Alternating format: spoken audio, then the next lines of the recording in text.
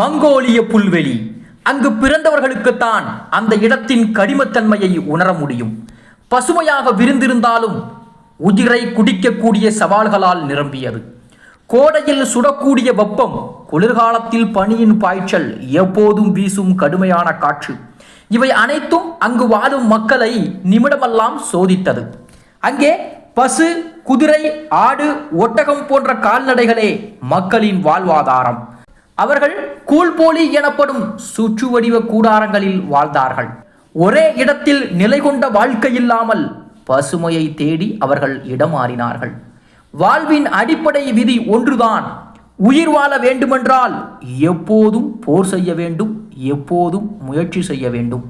அந்த கடினமான உலகில்தான் 1162 தெமூஜின் பிறந்தான்.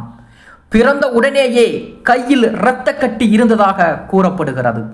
அவரது எதிர்காலம் எவ்வளவு இரத்தத்தை சிந்த வைக்கப் போகிறது என்பதற்கான சின்னமாக கூட அது கருதப்பட்டது. அவரது தந்தை ஏசுகை பகதூர் ஒரு சிறிய கோத்திரத்தின் தலைவர், போரில் வீரமானவர்.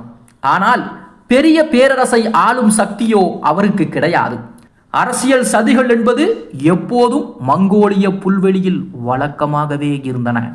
ஒரு நாள் எதிரிகள் விருந்தில் நஞ்சூட்ட ஏசுகை உயிரிழந்தார். அந்த சம்பவமே குடும்பத்தை கிழித்து போட்டது. அந்த மரணத்தோடு குடும்பம் முழுமையாக தனிமையிலே தள்ளப்பட்டது. கோத்திரத்தினர்கள் ஆதரவை விட்டு விலகினார்கள். தலைவரில்லாத குடும்பத்தோடு இருப்பது ஆபத்து என்று நினைத்து அவர்களை கைவிட்டார்கள். தாய் ஹோயலுன் தனது சிறுவர்களோடு புல்வெளியின் நடுவே அலைந்து கொண்டிருந்தார். அன்றிலிருந்து ஒவ்வொரு நாளும் பசி, வறுமை, அவமானம் அனைத்தும் அவர்களை சூழ்ந்தது. பசியை அடக்குவதற்காக ஹோயலுன் வேர்கள், காட்டுப்பழங்களை தேடி சாப்பிட்டார். சில சமயம் எலிகளை பிடித்து கூட பிள்ளைகளுக்கு கொடுத்தார். அவர் தானே பசியில் வாடினாலும் பிள்ளைகளை உயிருடன் வைத்திருக்க வேண்டும் என்று வைராக்கியத்தோடு வாழ்ந்தார். அந்த தாயின் தியாகம்தான் தெமூஜினின் மனதில் ஒரு தலைவன் என்றால் தன் மக்களை பாதுகாக்க வேண்டும் என்ற சிந்தனையையும் வேரூன்றச் செய்தது. சிறு வயதில் சகோதரர்களுக்கு மத்தியில் கூட சண்டைகள் ஏற்பட்டன. உணவின் பற்றாக்குறை அவர்களை ஒருவருக்கு ஒருவர் எதிரிகளாக கூட மாற்றியது. ஒருமுறை பாக்டர் என்ற சகோதரனோடு ஏற்பட்ட சண்டையில் தெமூஜின் கொதித்து அவரை கொன்றே விட்டார். அந்த சம்பவம் அவரது உள்ளத்தில் மறக்க முடியாத புண்ணாக இருந்தாலும் அது வாழ்க்கையின் கொடுமையையும் கற்றுக் கொடுத்தது. வாழ்விற்கு சில நேரங்களில் கொடூரமான முடிவுகளை எடுக்க வேண்டியிருக்கும் என்பதை அந்த நாளே அவர் உணர்ந்தார். சிறு வயதிலேயே அவர் அடிமையாக வைக்கப்பட்ட அனுபவமும் மிக கடுமையானது. எதிரிகள் அவரை கயிற்றில் கட்டி கழுத்தில் மரக்கட்டைகள் போட்டு அவமானப்படுத்தினார்கள். அவர் அங்கும் கூட தளரவில்லை. உள்ளத்தில் ஒரே எண்ணம்தான்: நான் அடிமையாக வாழக்கூடாது. ஆகவே பல நாட்கள் காத்திருந்து காவலர்களின் கவனக்குறைவை கண்டபோது அவர் தப்பித்தார். அந்த தப்பிப்பின் போது அவர் சிந்தித்த ஒரே விஷயம்: எனக்கு சுதந்திரம் வேண்டும், அது கிடைப்பதற்காக நான் போராடுவேன். அந்த அனுபவமே அவரை வாழ்க்கை முழுவதும் சுதந்திரத்திற்காகவும் பலத்திற்காகவும் ஓடச் செய்தது. மங்கோலிய புல்வெளியில் வளர்ந்ததால் குதிரை சவாரி, வில்வித்தை, வாள்சண்டை ஆகியவற்றில் சிறு வயதிலேயே வல்லவரானார். அவர் குதிரையின் மீது சவாரி செய்யும் போது காற்றோடு பாய்வது போலவே இருந்தார். சவாரியில் இருந்தபடியே 4 திசைகளிலும் அம்புகளை எய்யும் திறமை அவர் பெற்றிருந்தார். அந்த திறமையே பின்பு மங்கோலிய படையின் அடையாளமாகவும் மாறியது. இளமை காலத்தில் அவர் பல நண்பர்களையும் எதிரிகளையும் சந்தித்தார்.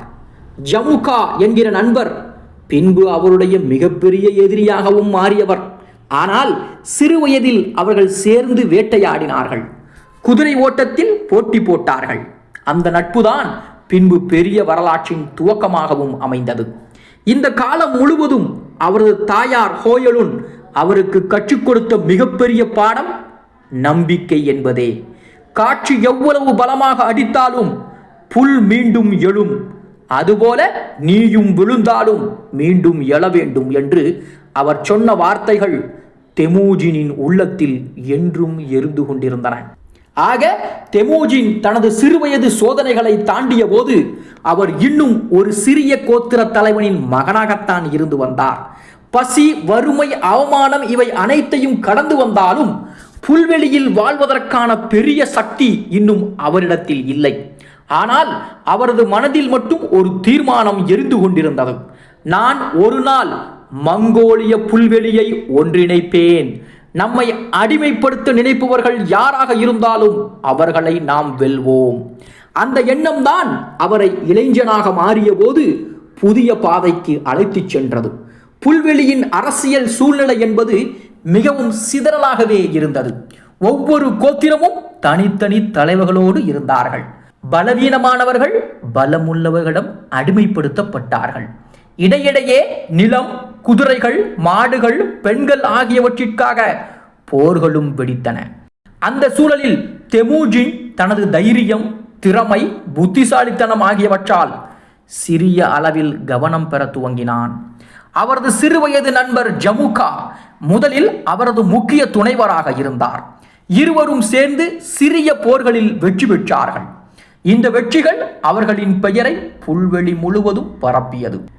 தெமூஜின் தலைமையின் கீழ் போராடினால் வெற்றி உறுதி என்று மக்கள் நம்ப துவங்கினார்கள். ஆனால் நட்பு நீண்ட நாட்கள் நீடிக்கவில்லை. காரணம் என்னவென்றால் ஜமுகா பழைய மரபையே நம்பி வந்தார். ஆட்சி மற்றும் சிம்மாசனம் என்பது அரச குலத்தில் பிறந்தவர்களுக்கே உரியது.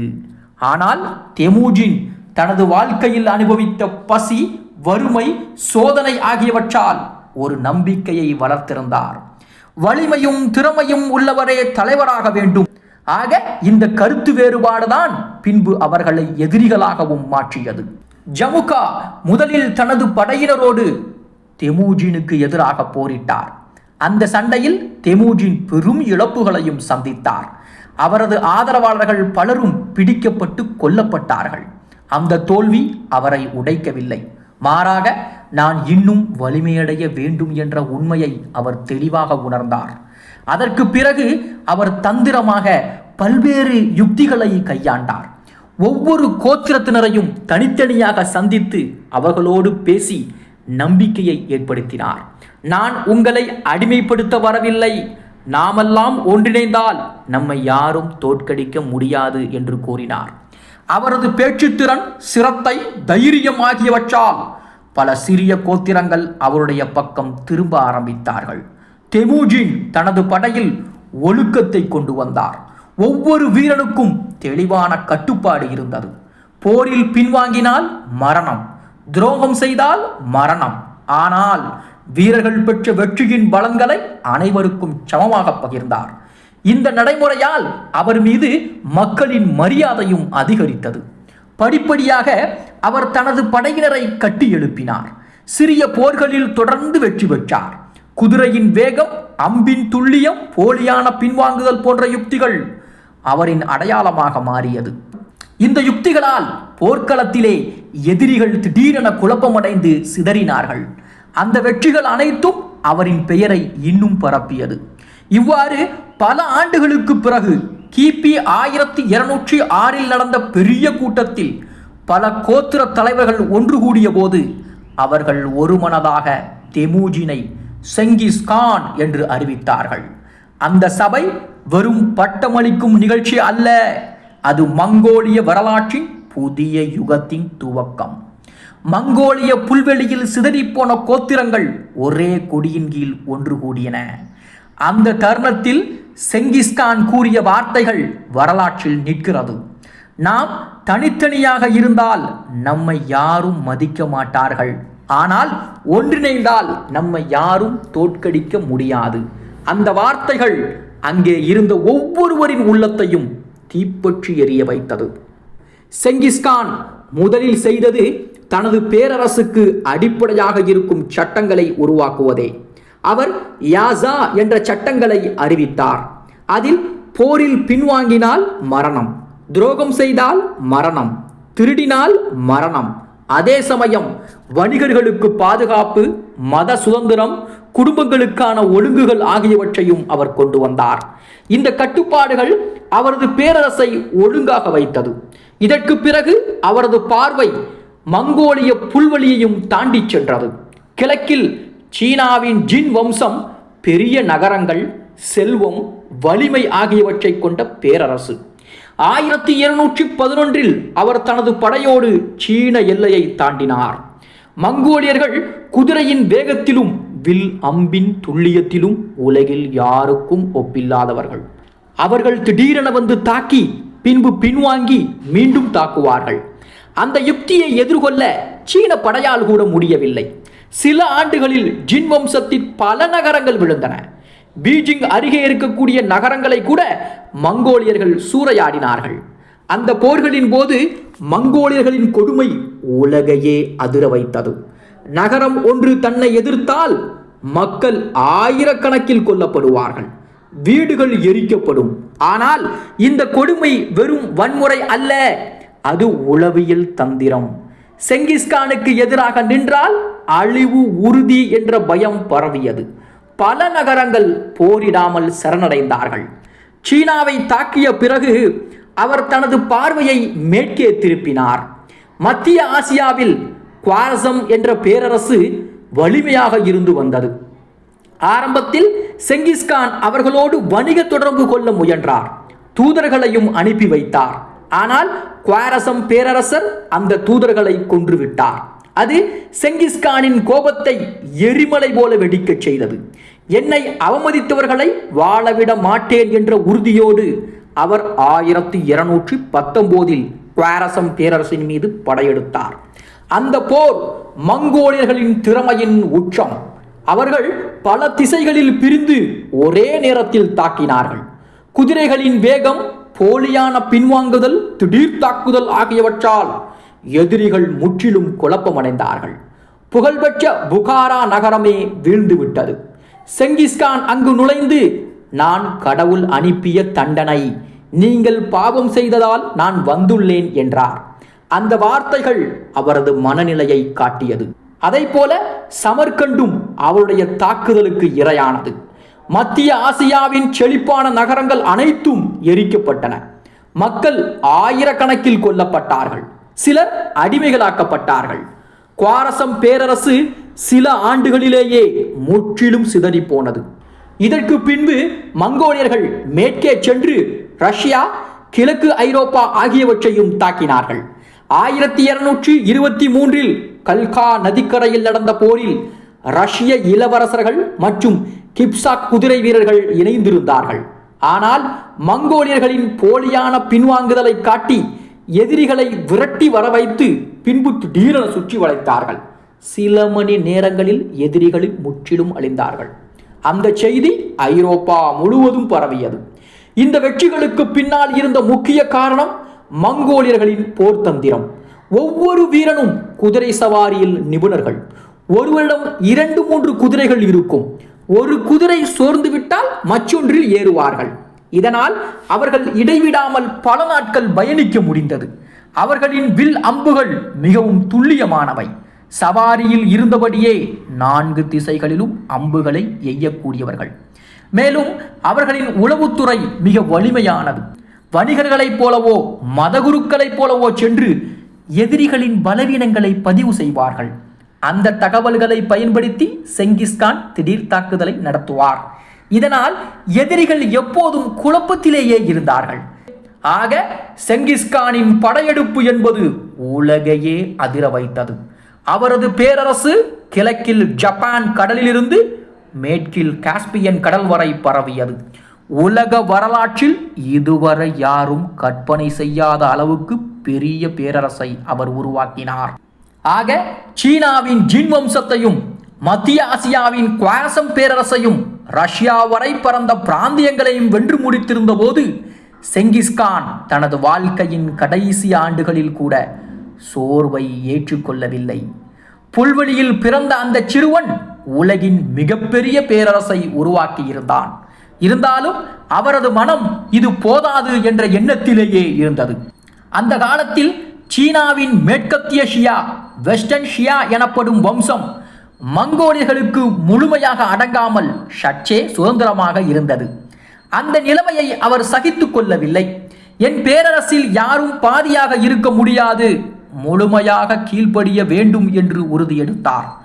1226ஆம் ஆண்டில் அவர் தனது படையோடு மேற்கத்திய ஆசியாவை நோக்கி புறப்பட்டார்.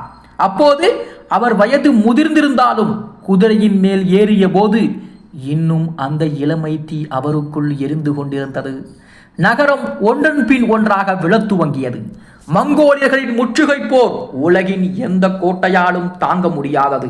அவர்கள் ஒரு நகரத்தை சூழ்ந்துவிட்டு உணவு மற்றும் தண்ணீர் எதுவும் அந்த நகரத்துக்குள் செல்லாமல் தடுத்து விடுவார்கள். பசி, தாகம் ஆகியவை மக்களை பலவீனப்படுத்தியதற்கு பின்புதான் திடீரென அவர்கள் தாக்குவார்கள். அதை போல மேற்கத்திய ஆசியாவின் நகரங்களும் ஒன்றன் பின் ஒன்றாக வீழ்ந்தன. ஆனால் இந்த காலகட்டத்தில் செங்கிஸ்கானின் உடல் சோர்வடைந்து கொண்டிருந்தது. சில வரலாற்று பதிவுகள் அவர் வேட்டையாடும் போது குதிரையிலிருந்து விழுந்து காயமடைந்ததாக கூறுகின்றன. சிலர் அவர் வயதின் காரணமாக நோயால் பலவீனமடைந்தார் என்றும் குறிப்பிடுகிறார்கள். எந்த காரணமாக இருந்தாலும் அவர் தனது படையை நிறுத்தவில்லை.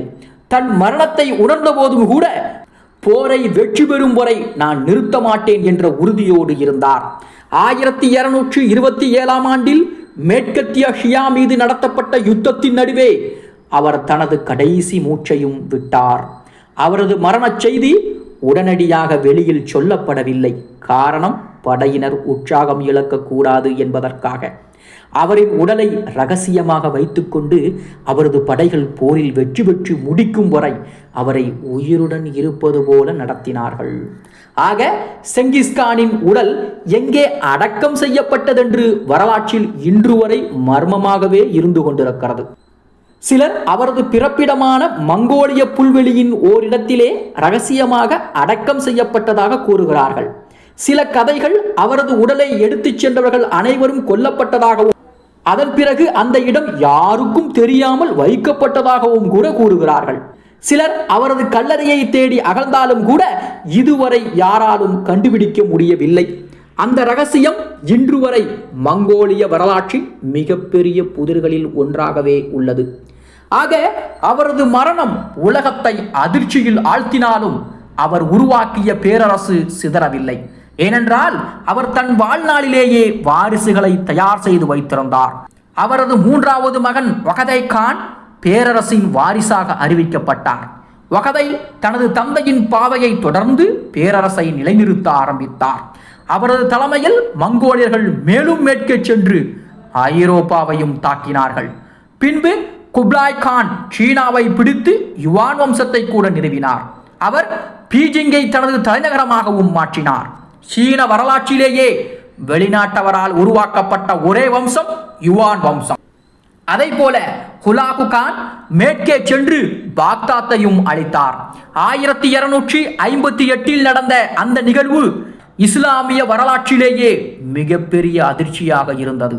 பாக்தாத் அப்போது கல்வி, அறிவியல், கலாச்சாரம் ஆகியவற்றின் மையமாக இருந்தது. ஆனால் ஹுலாகுவின் படையெடுப்பால் அந்த நகரம் முற்றிலும் சிதைந்தது. ஆக மொத்தத்தில் செங்கிஸ்கானின் தாக்கம் வெறும் போர்களில் மட்டுமல்ல, அவர் உருவாக்கிய யாசா சட்டங்கள் நூற்றாண்டுகளுக்கு தாக்கத்தை ஏற்படுத்தின. ஒழுக்கம், தண்டனை, மத சுதந்திரம், வணிகர்களுக்கு பாதுகாப்பு ஆகிய அனைத்தும் அவரது பேரரசின் அடையாளமாகவே இருந்தன. அவரது பேரரசில் கிறிஸ்தவர்கள், முஸ்லிம்கள், பௌத்தர்கள் என அனைவரும் தங்கள் மதத்தை சுதந்திரமாக கடைபிடிக்க அனுமதிக்கப்பட்டார்கள். இது அந்த காலத்தில் மிகவும் விசித்திரமான ஒன்று. மேலும் அவரது ஆட்சியில் வணிக பாதைகள் பாதுகாப்பாக இருந்தன. சில்க் ரோடு எனப்படும் புகழ்பெற்ற வணிக பாதை மங்கோலிய பேரரசின் கீழ் மிகவும் பாதுகாப்பானதாக மாறியது.